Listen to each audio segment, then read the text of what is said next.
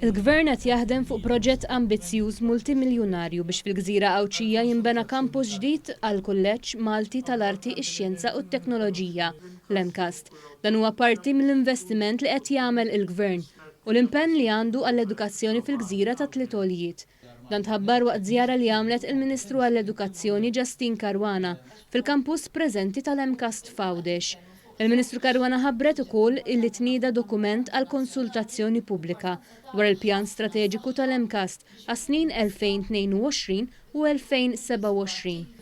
Dan apparti li fil-jiem li ġejjin se jitressaq abbozz ta' liġi fil-Parlament sabiex ikompli jissaħħaħ l-MCAST. Il-prinċipal tal-MCAST, James Calleja, qal li kull sena l-MCAST jieħu l-opportunità biex ikun fuq quddiem tal-iżvilupp ekonomiku u biex jieħu d-deċiżjonijiet meħtieġa li jgħinu jsawru s-suq tax-xogħol. Sa jkollna wkoll meetings speċifiċi ma' min ħaddem kif ukoll ma' stakeholders oħrajn, NGOs, biex l-istrateġija intuwa dik il-forza li għandha bżonn biex l-MCAST jieħu l-pass li jmiss għal profil aħjar u jattira aktar studenti leħ.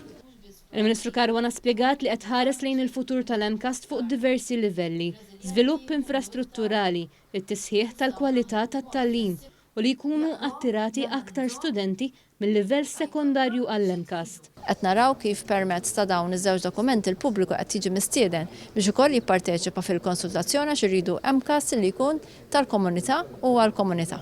Il-Ministru Caruana ħeġġet lil dawk kollha li għandhom is-settur edukattiv għal qalbhom biex jipparteċipaw fil-konsultazzjoni pubblika fuq il-pjan strateġiku tal-MCAST għaliex l-opinjoni ta' kulħadd hija importanti. Il-dokument imniedi l-ħamis filgħodu jinsab għal konsultazzjoni pubblika fuq is-sit meae.gov.mt.